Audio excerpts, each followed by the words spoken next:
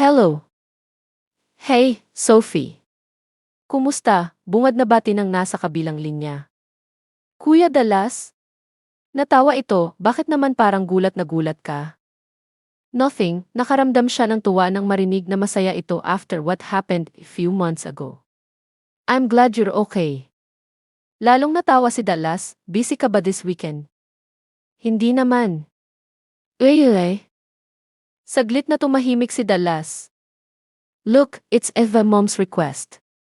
Eloisa just got engaged with, he hesitated a little, with Jared. Bahagyang nagulat si Sofia. Nawala na sa isip niya ang dalawa at hindi rin naman nagkukwento si Tanya. She didn't know they were still dating. That's good to hear, she said. Hindi niya alam kung sarcastic ba ang pagkakasabi niya pero bahagyang nag-alala ang boses ni Dallas. She wanted to talk to you. Who? Aunt Tanya.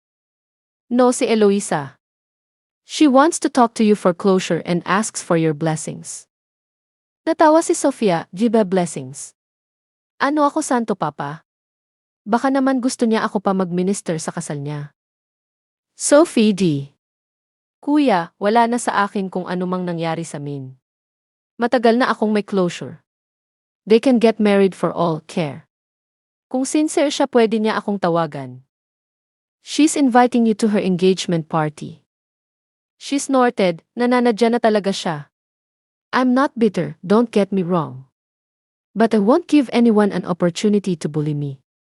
Do you really think she's sincere o gusto nita lang ipamukha sa akin na siya nanalo? I don't know. Just talk to mom and tell her you don't want to go. She'll understand. Wait, are you going? Naalala ni Sofia na ex ni Dala si Gemma, Eloisa's older sister. Do I have a choice? Mom said we're basically their only family and we all need to go. And Jade?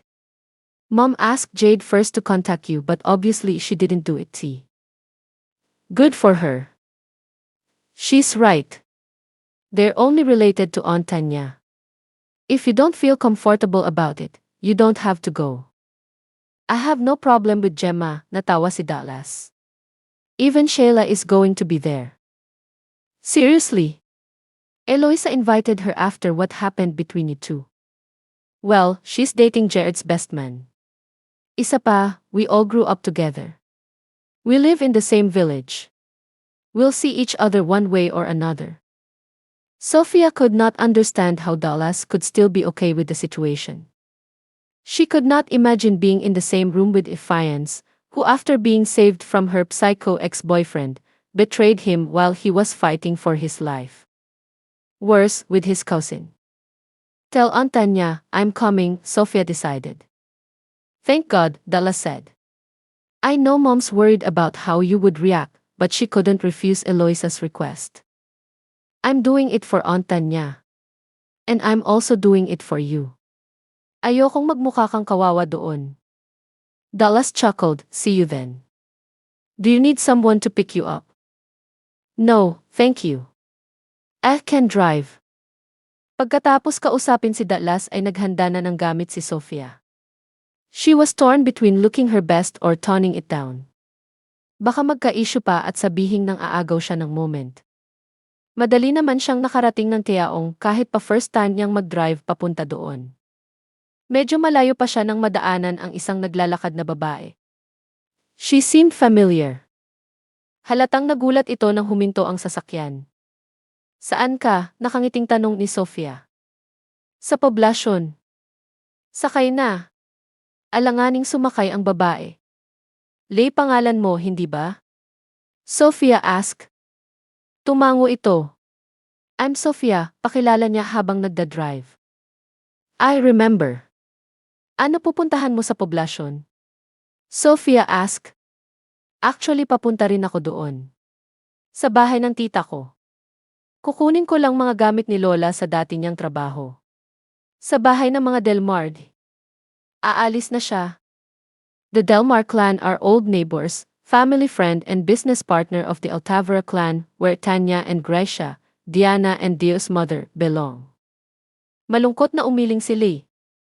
Namatay siya 3 months ago. I'm sorry, sincere na pahayag ni Sofia. Masyado yata siyang nasobrahan sa tanong. Salamat. Ilang saglit lang ay nakarating na sila. Thank you sa libreng sakay, nakangiting paalam ni Lee. Ingat ka. Tumango si Sofia, you too. Tumalikod na at naglakad palayo si Lee. Nakita niyang saglit itong tumigil sa harap ng malaking gate bago na isipang mag-doorbell. Ini-start na niya ang makina nang biglang may maisip. Lee! Napalingon si Lee at napahinto sa gagawin sanang pag-doorbell. I know nagluluksa ka pa, but if you're free later tonight at 6, have dinner with us. Hindi agad nakasagot si Lee. Only when you have time. Sophie! Masaya silang nagyakap ni Jade. Where are they? She asked bago iabot dito ang pasalubong. Mom and Tita Cora went to pick up the cater. Dad is in his study, finishing some paperwork. Kuya Dallas went to buy something in the mall. Papunta pa lang si Kuya Marquis. Marquis is coming, gulat na tanong niya. Jade shrugged, I heard. Didn't he tell you? Don't you see him at work? We don't really talk in the office, Sophia admitted. We're very professional at work. Natawa si Jade, grabe naman. Kahit usap bawal? Di ko naman sinabing maghalikan kayo. Jade, mabilis niyang tinakpan ang bibig nito. Tumigil ka ha. Mamaya marinig ka noon. We're not close in the first place. Besides, we don't even see each other often. Really? He's usually assigned sa mga field work, iniba na niya ang usapan. Anyway, marami akong ikwekwento sa'yo. Oh, sorry. Pasok ka, tila doon lang naalala ni Jade na nasa labas pa sila. Do you want something to eat? After saying hello to Jade's dad, dumiretso sila sa kwarto ng dalaga. Nagbihis muna si Sofia at saglit na nagpahinga. Mamaya ay pupunta sila sa bahay nila Eloisa para sa pamamanhikan. May sariling bahay sila Eloisa, 3 barangay mula sa poblasyon. The engagement party would take place at the ancestral home of Tanya's family. She found out that Tanya sponsored the engagement party as a gift. She heard Jade enter the room na may dalang ubi makapuno cake and buko juice. Nakaramdam siya ng gutom nang makita ang paboritong cake. Ginawa ko yan kahapon, proud na sabi ni Jade. Wow! Thank you! Gutom na nga ako, Ini. Nagulat ako na dumating ka, pag-amin ni Jade, bago kinuha ang isa pang plato ng cake. Sigurado ka bang pupunta ka mamaya? I'm doing this for your mom. Tumango si Jade, me too.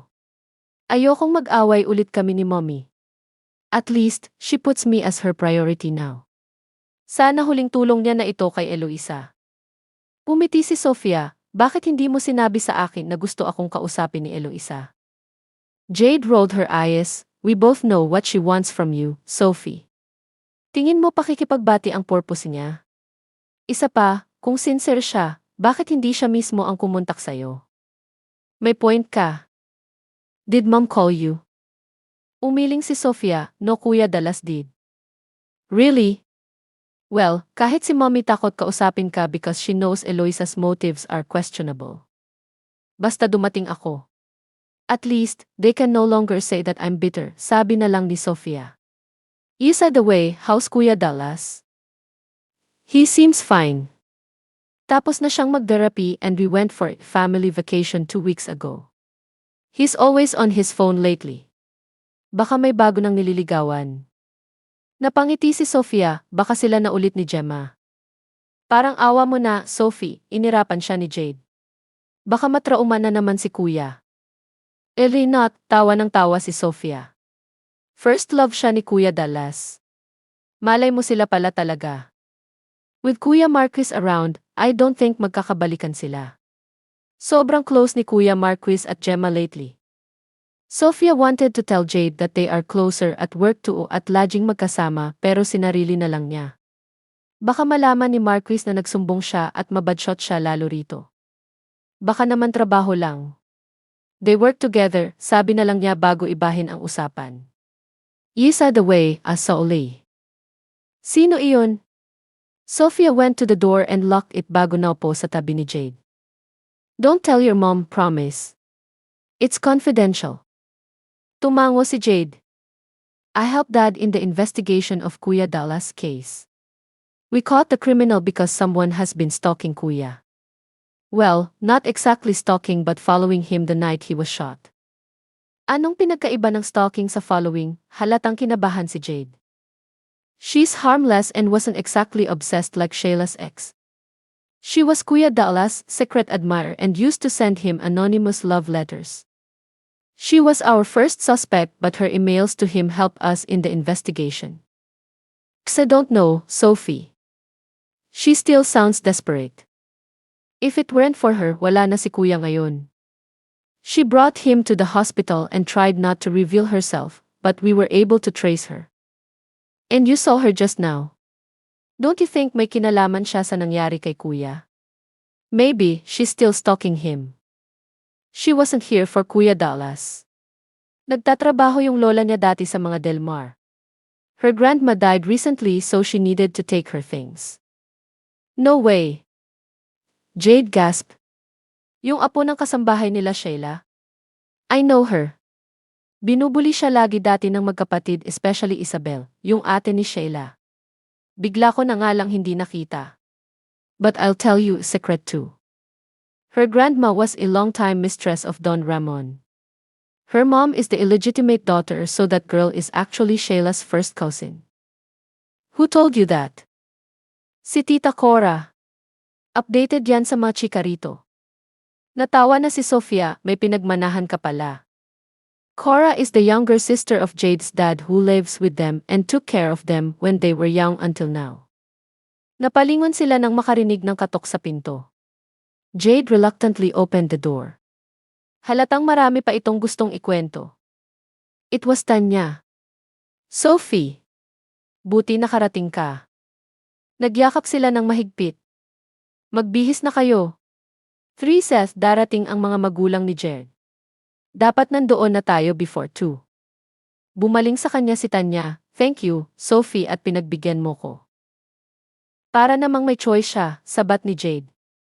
Natawa si Sophia, don't worry, auntie. I've already moved on, masaya ako para sa kanila. Ngumiti si Tanya, I can't wait to host your own engagement party. Nagmamadaling kinuha ni Sophia ang damit at tumakbo sa restroom. Magbibihis na ako. Natawa na lang si Tanya at Jade sa ginawa niya.